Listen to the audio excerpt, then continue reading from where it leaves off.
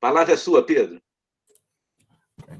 Só queria pedir se qualquer coisa aqui a minha câmera travar, porque a internet continua muito ruim, eu vou ligar a câmera já que está sendo gravado. Mas vamos lá. Eu comecei...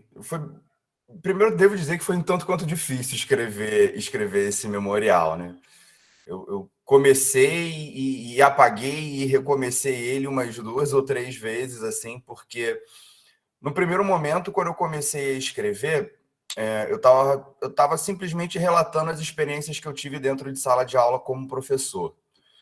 Mas aquilo não tinha me deixado muito satisfeito, porque eu comecei a me questionar, né, o que me fez escolher, né? O que me levou até a história e, principalmente, o que me fez escolher seguir essa parte, né, da nossa profissão, que é estar dentro de sala de aula, né? Eu sei que é difícil para muita gente, e mesmo quando a gente está dentro da faculdade, a gente pode até pensar no caminho de trabalhar só com pesquisa, mas no começo a gente vai trabalhar em sala de aula, né? Raríssimos são os casos de quem não vai para a sala de aula. Mas em um determinado momento dentro da faculdade, eu me vi tão envolvido dentro das experiências que eu tinha dando aula, que eu não olhava mais para as outras opções, assim, para as outras possibilidades que o curso de História podia me apresentar. De tanto que eu me envolvi, de tanto que eu gostei de estar dentro de sala de aula. Então, eu comecei a me questionar o que me levou, né? O que me fez fazer história. E aí, essa que foi a parte mais difícil de colocar no meu memorial, porque eu tive professores marcantes no colégio, com certeza, mas eu não sei até que ponto eles foram também tão responsáveis por eu escolher história em si. Eu vi eu até usei como epígrafe do trabalho, né? Eu me lembro de ter visto um documentário sobre o Pierre Verger, e tem um trecho, né, do documentário com uma fala dele, que ele diz que ele nunca teve muita certeza do que ele queria fazer, mas ele tinha certeza do que ele não queria fazer. E aí, quando ele foi se negando a fazer o que ele não queria, as coisas na vida dele meio que tomaram um rumo, tomaram uma forma, né? Então, nunca foi uma escolha consciente ele trabalhar com o que ele trabalhava. Ele parou ali meio que se negando a fazer todas as coisas que ele não gostava. E, parando para pensar, eu acho que o meu caminho dentro do curso de História meio que tem essa lógica. Eu acho que a história, para mim, aconteceu assim. Eu comecei a fazer o curso de História porque eu estava me negando a fazer uma série de outros cursos que eu não gostava. Eu comecei a fazer o curso de Direito na época, né, no vestibular, pela primeira vez que eu tentei. Eu fiz um período, eu detestei fazer o curso, então larguei o curso. E a História meio que apareceu para mim exatamente nisso, né? Eu fui eliminando tantas coisas que eu não gostava de fazer na minha vida, que pela primeira vez eu olhei para a história de fato como uma possibilidade, como uma coisa que eu gostava. Mas para parar para pensar em como eu me tornei professor, como eu me construí professor, eu acho que a resposta está mais na vivência que eu tive dentro de casa, mesmo não tendo nenhum professor na minha família, do que o que eu vivi fora, né? Do que simplesmente das experiências que eu tive dentro da faculdade, das escolas que eu estudei, que foram muito boas, muito enriquecedoras. Eu tive contato com professores maravilhosos, mas até eu chegar nesses professores e conseguir absorver o que eles podiam me passar, eu acho que a minha maior influência veio de dentro de casa. Eu não sou a primeira pessoa da minha família a fazer faculdade. A primeira pessoa da minha família a fazer faculdade foi minha mãe. Então, essa transformação que a educação pode causar numa família, minha família já tinha passado, né? Não foi através de mim que isso aconteceu, foi na geração da minha mãe, né? Minha mãe, meu padrinho, que é primo da minha mãe, eles foram os primeiros a conseguir conquistar. Então, eu já nasci num meio familiar onde essa mudança já tinha acontecido. Mas a todo momento era repetido para mim a importância que a conquista deles tinha sido. Dentro da minha casa, assim, por conta de separação da minha mãe, né? Da minha mãe ter sido mãe sozinha, mãe solo comigo, desde que eu tinha meses de vida, quando eles se separaram, e quando eu tinha 2 anos, então meu pai sumiu e minha mãe se viu sozinha ali comigo, tendo que trabalhar, tendo que me criar, tendo que se desdobrar em 20 para dar conta de todas as demandas, né? Por conta disso, ela volta para a casa dos meus avós e eu acabei tendo muito contato com os meus avós, que foram os grandes influenciadores da minha mãe estudar, né? E mesmo eu muito criança, meu avô, ele sempre repetia muito que qualquer coisa podia ser tirada de mim, né? Dinheiro podia perder, eu podia ser roubado, bens podiam ir embora, mas a melhor coisa que minha mãe podia me deixar era a educação. Se eu tivesse uma boa educação, se eu tivesse uma boa formação, mesmo que eu perdesse tudo, eu podia correr atrás e tentar reaver. Para uma criança isso não faz o menor sentido, mas quando eu fui crescendo, eu acho que essa lição do meu avô ela foi se tornando muito importante. E aí, aos poucos, eu fui começando a entender o que meu avô queria dizer com isso. Eu perdi meu avô muito novo, então eu não consegui entender muito bem a história de vida que meu avô passou.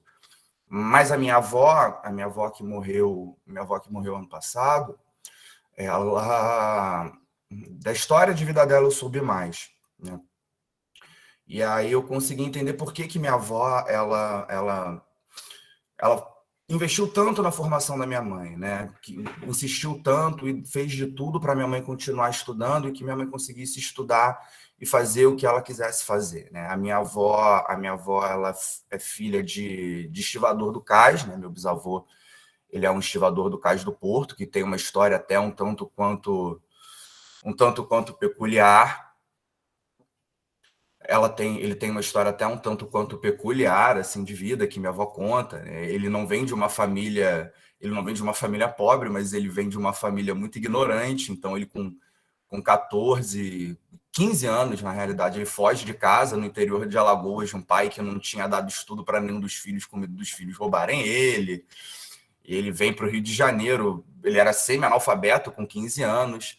Ele chega no Rio de Janeiro, começa a trabalhar como estivador do cais, ele se envolve com o sindicato dos estivadores, ele acaba sendo preso, né, na era Vargas, durante o período do Estado Novo, quando tinha 4 filhos. Então, essa história na minha família ela é muito contada.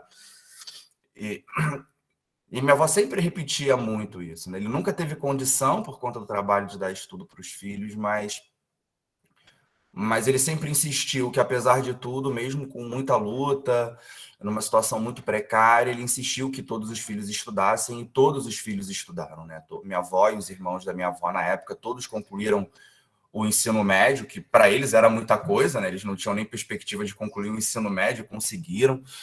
Então, sempre foi uma coisa importante para minha avó continuar estudando, e ela valorizava muito isso, né? Ela valorizava muito, pelo menos, a dedicação. O resultado em si ela não ligava tanto, mas ela se importava em ver a dedicação que a pessoa estava tendo estudando. E desde muito novo isso foi reforçado em mim, sempre foi muito cobrado, sempre foi muito exigido,